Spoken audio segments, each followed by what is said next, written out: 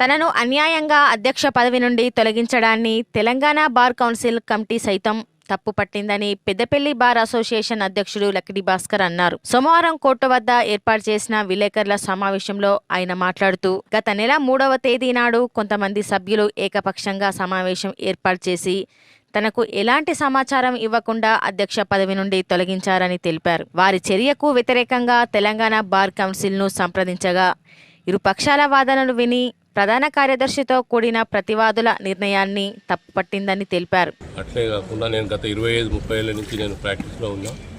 ప్రతి బాడీలో కూడా నేను పోస్ట్ కంపల్సరీ ఇప్పటి వరకు ఉన్నా. ఒక 7 ఏళ్ళు సెక్రటరీగా చేశాను, ఇప్పుడు 3 ఏళ్ళు ప్రెసిడెంట్గా చేశాను. బార్ అసోసియేషన్కి ఎంతో సేవలు అందించాను. చాలా వరకు ప్రతి గౌరవ సభ్యులు అందరికీ చిన్న పెద్ద లేకుండా అందరికీ నా వంతు నా సాయం చేస్తుంటే ప్రతి వారికి ఏది ఉన్నా కానీ అప్పుడు కరోనా అప్పుడే కానీ ఇప్పుడు మళ్ళీ అది హెల్త్ కార్డుల విషయం ఇవన్నీ చేసుకుంటూ వస్తున్నా. గత 3వ తారీఖు మా సెక్రటరీ తన కార్యవర్గ సభ్యులు 7 మంది కలిసి కోటగిరి శ్రీనివాస్ అనే అతను 3వ తారీఖు నాడు వాళ్ళు ఒక సమావేశం ఏర్పాటు చేసుకొని వారు 8 మందితో కలిసి ప్రెసిడెంట్ తీసేయడం జరిగింది అని వాళ్ళు చెప్పడం జరిగింది. ఆ రోజు నాకు కనీసం మీటింగ్ ఏదైనా మీటింగ్ అయినా ప్రెసిడెంట్ గారి కాన్సెంట్తోనే ప్రెసిడెంట్ అడిగి పెట్టాలి. యాక్చువల్గా నోటీస్ ఇవ్వాలి ప్రెసిడెంట్ గారు నేను ఇట్లా మీటింగ్ పెడుతున్నా అని కార్యవర్గ మీటింగ్ పెట్టాలంటే కంపల్సరీ ప్రెసిడెంట్ని అడిగి పెట్టాలి.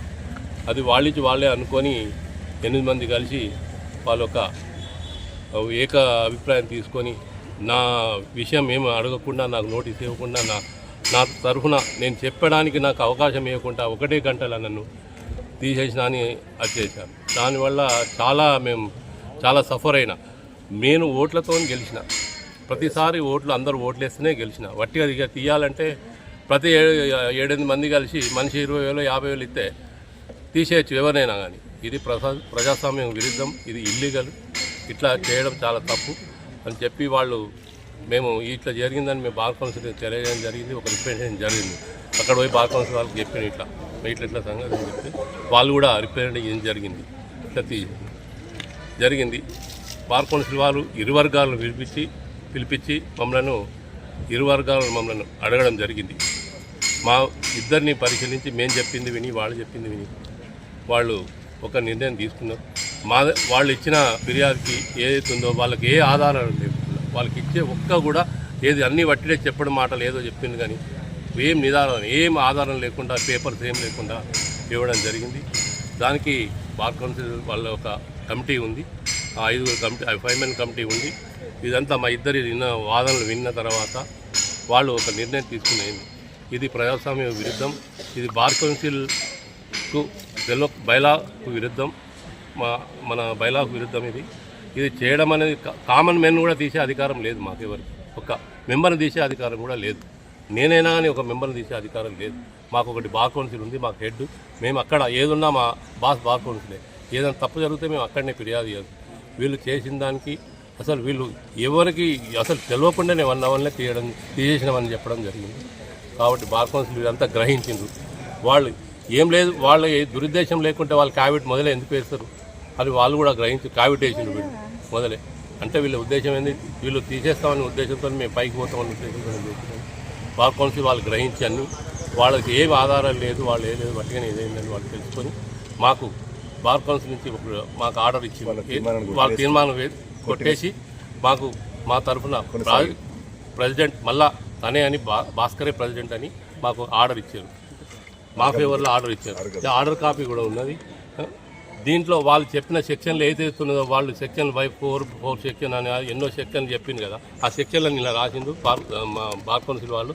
అంతా తప్పుడు, అందరిని నమ్మించి వాటిగా ఇప్పుడు ప్రజలను నమ్మించడం అంత తప్పు చెప్పడం, అన్ని అబద్ధాలు, ఒక్కటి కూడా అది లేదు. కానీ నన్ను తీసేయడం ఇది అనుమానించడం. మేము కంపల్సరీ వాళ్ళ మీద డిఫమేషన్ సూట్ ఫైల్ చేస్తాం, వాళ్ళ మీద క్రిమినల్ యాక్షన్ కూడా తీసుకుంటా. ఇది ఇట్లా చేసుకుంటూ పోతే 114 తెలంగాణ 114 బార్ అసోసియేషన్లు ఉన్నాయి. ఇట్లా తీసుకుంటూ పోతే రోజొక్క బార్ అసోసియేషన్ నుంచి రోజొక్కటి ఇదే పని అవుతుంది. బార్ కౌన్సిల్కి ఇది ఒక తల ఇది ఉంటుంది. మా పెద్దపల్లి పరు రోడ్డు మీద తీసుకొచ్చిండ్రు వీళ్ళు. ఒక్క బిందెడపాలలో ఒక విష బిందువు లెక్క ఒక్కడు జరిగిన బార్ అసోసియేషన్ మొత్తం బార్ అసోసియేషన్ మొత్తం ఇది చేసిండు. ఏంటంటే అందరినీ చిన్నపిల్ల కొంతమంది సీనియర్ ఉండి వీళ్ళని ముందర ఉసుకొల్పుకుంటా పాపం పిల్లల భవిష్యత్తు ఖరాబ్ చేస్తున్నారు. ఎవరు వీళ్ళు కొట్లాడుకుని వాళ్ళు మంచుకుంటారు, వీళ్ళు మేము కొట్లాడుకొని మేము పరిశాన్ అవుతాం, పిల్లలు పరిశాన్ అవుతున్నారు. పాపం వాళ్ళకి ఏం సంబంధం లేదు, ఈ విషయం వాళ్ళకి తెలియదు. నన్ను సస్పెండ్ చేస్తే మళ్ళీ ఈయనతో గెలవలేను, మేము గెలవలేము కాబట్టి ఈయన సస్పెండ్ చేస్తే మళ్ళీ మేము నిల్చొని మేము గెలవాలని ఉద్దేశంతో దురుద్దేశంతో చేసింది. గెలవడం 2 నెలలు అయితే ఎలక్షన్ మళ్ళీ నిల్చొని మళ్ళీ గెలవండి, మేము ఎవరిదంటాను. అరే నిల్చొని గెలవాలండి, దొంగదారి దొడ్డిదారి ఎందుకండి?